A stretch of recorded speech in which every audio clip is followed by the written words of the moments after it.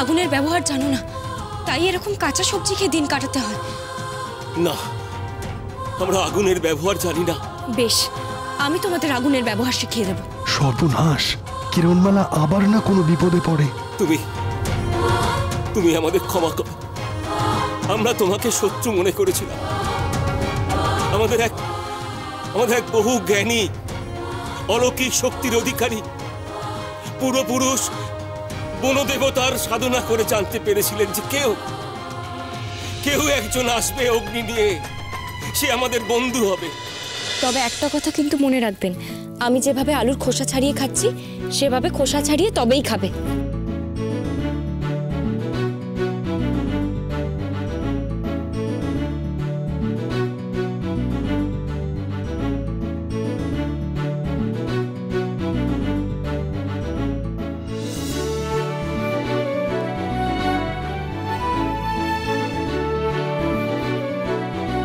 ভালো খেতে।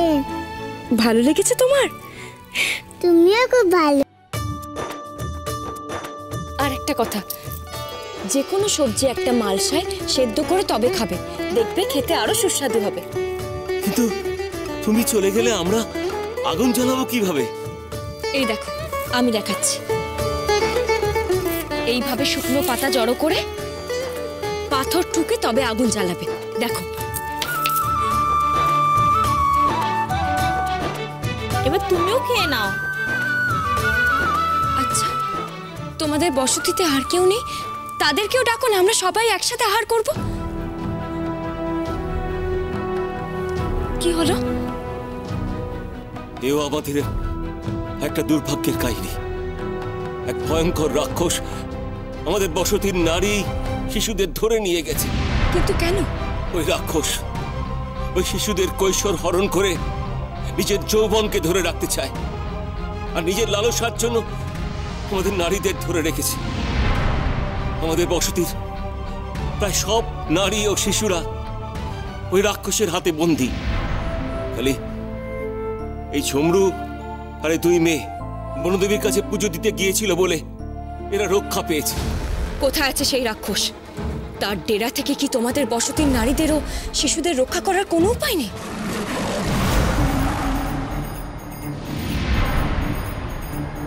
তোমরা সবাই ভেতরে যাও, আমি একা ওর সাথে লড়বো।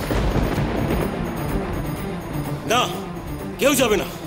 মরতে হয় মরবো, তো তোমাকে একা বিপদে মুখে ফেলে দেবো না। বেশ, আমি যা বলছি ঠিক তাই করো। আমাকে একটা তীর ও ধনুক দাও।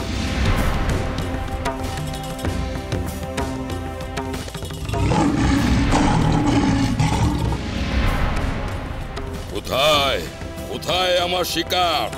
সাবধান হুঙ্কার, তোমরা ভয় পেও না। হুঙ্কার তোমাদের কোনো ক্ষতি করতে পারবে না। এ কথা বললো?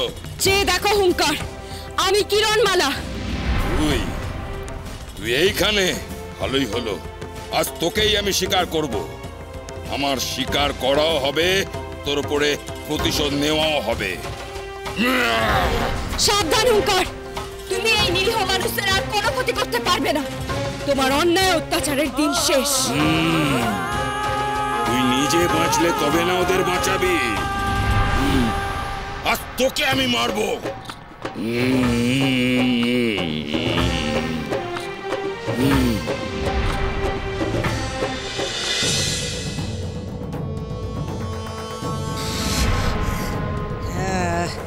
ওই আদিবাসীদের আস্তানাটা শয়তান আয়নায় কোন দিকে যেন দেখলাম।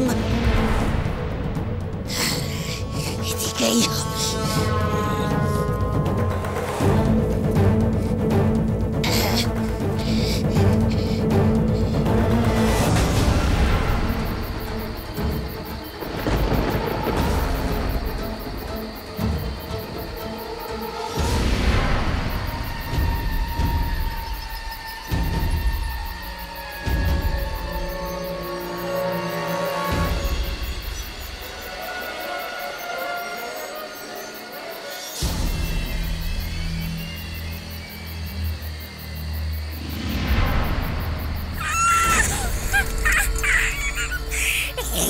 আসল পশুরাজ, তার মানে সঠিক রাস্তাটাতে আমি পৌঁছাতে পেরেছি।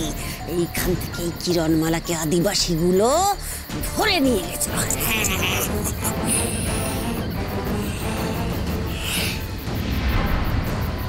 একটা কাজ করলে হয় না, এই জাদু দণ্ড দিয়ে এই পশুরাজের ঘুম ভাঙানোর চেষ্টা করলে হয় না?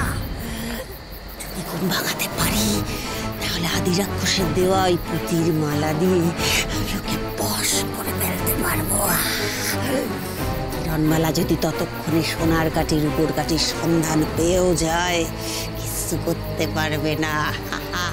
এসে দেখবে সিংহই চাঁদেই, ততক্ষণ পশুরাজ তো আমার বশে হবে।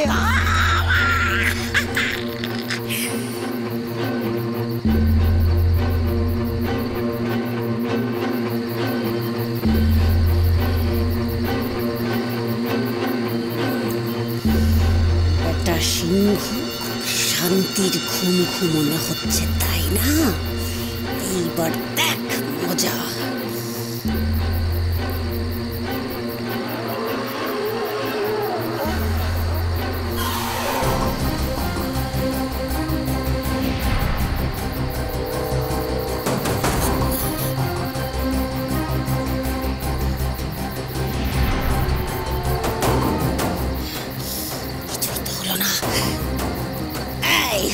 ছাড়া সিংহ হট।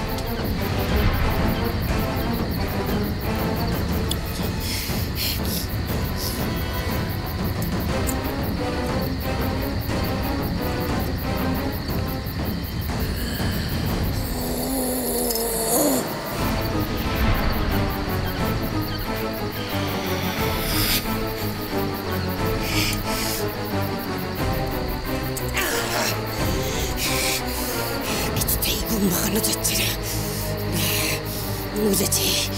এই কিরণমালাকে আগে খুঁজে বার করতে হবে আমাকে।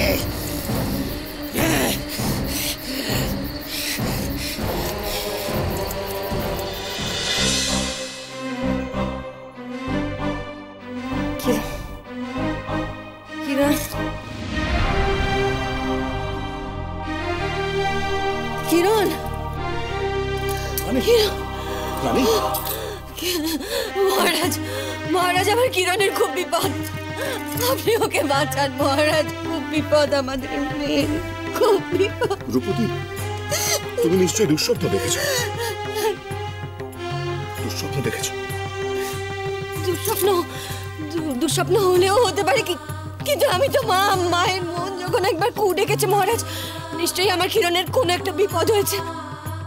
না কুমারের কোনো সংবাদ পাচ্ছি, না কিরণের কোনো সংবাদ পাচ্ছি। ওদিকে মহারানী আম্রপালি, মহারাজ বিক্রম, ওনারা কোথায় আছেন আমি কিচ্ছু জানি না।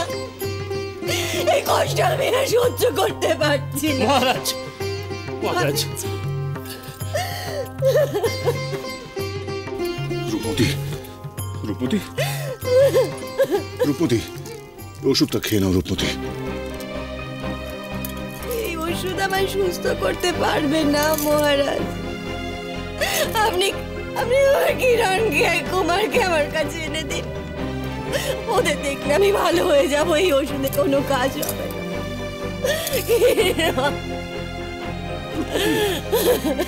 জেদ করো না রূপতী, ওষুধটা একটু খেয়ে নাও। এসো। কোনো কাজ হবে না। খেয়ে নাও রূপতী।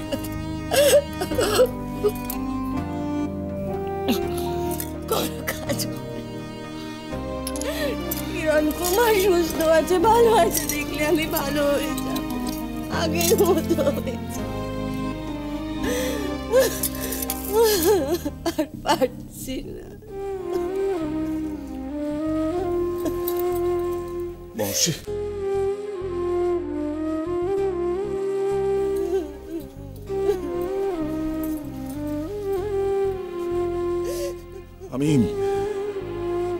আমি চারিদিক তোলপাড় করে খুঁজেছি।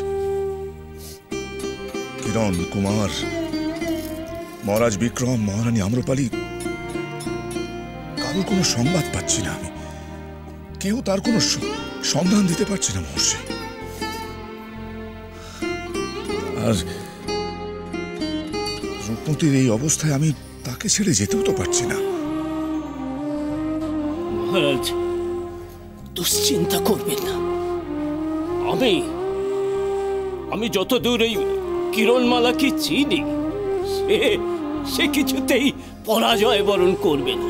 হ্যাঁ, সে কুমারকে ওই বড় মায়ার অভিশাপ থেকে মুক্ত করে সমস্ত বিপদ জয় করে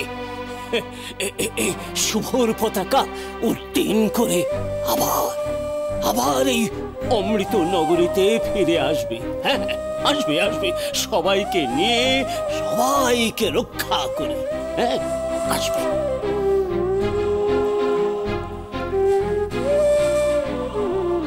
তাই যেন হয় মহর্ষি, তাই যেন হয়।